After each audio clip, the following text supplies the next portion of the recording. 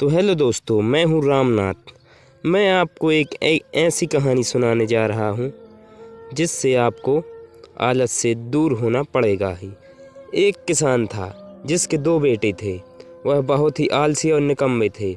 वह अपने पिता को कामकाज में हाथ बढ़ाने की बजाय आलस किया करते थे। इधर उधर घूमते फिरते थे। किसान को अपने बेटों की बहुत फिक्र थी।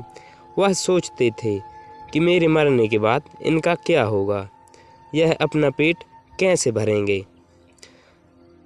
एक दिन किसान की हालत बहुत गंभीर थी। कहने का मतलब किसान मरने की हालत में था। किसान ने दिमाग लगाया, ये ऐसे नहीं सुधरेंगे।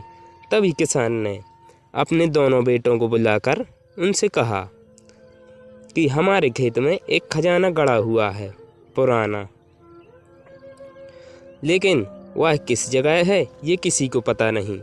उसकी जानकारी मुझे भी नहीं है, लेकिन खोदने के बाद तुम्हें वो खजाना मिल जाएगा।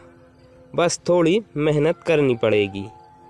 तो ये सब सुनकर किसान के बेटे को विश्वास हो गया। इतना कहकर बूढ़ा आदमी परलोक सिधार गया। फिर क्या था, वे दोनों भाई खजाने की तलाश में जगह जगह गड्ढा खोदने लगे। इस तरह खजाने की खबर सुनकर दोनों बेटों के मन में लालच आ गया और वे दोनों खेत पर चले गए और खेत को खोदने लगे। खजाने के लालच में कुछ दिनों में ही पूरे खेत को खोदने के बाद वह घर जाकर बैठ गए। वह अपने पिता को कोसने लगे। इसी तरह कुछ महीने बीत गए और वर्षा ऋतु का आगमन हुआ। फिर क्या था, वह दोनों निराश हो गए। उन्होंने सोचा, पिताजी झूठी बोल गए और हमसे इतनी सारी मेहनत करवा गए। किसान के बेटों के पास पेट भरने के लिए सिर्फ एक ही जरिया था, वो है खेती।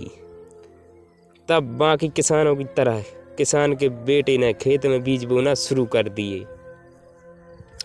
वर्षा का पानी पाकर वह बीज अंकुरित हुए और देखते ही देखते खेत लहलहाने लगे। ऐसा लग रहा था कि हवा के झोंकों से लहरा रहा था। फिर क्या था, किसान के बेटे बहुत खुश हुए फसल देखकर। यह देखकर किसान के बेटे बहुत खुश हो गए। उनको समझ आ गया कि परिश्रम ही सच्चा धन है, और वो उसी तरह से अपने पिता के शब्दों को मूल भी समझ गए और अपने कामकाज में लग गए। तो भाई, परिश्रम ही अपना सबसे बड़ा धन होता है। परिश्रम करने से कभी पीछे ना हटें। इसी प्रकार हमारे चैनल को भी आप ज़रूर सब्सक्राइब करें अच्छी बातों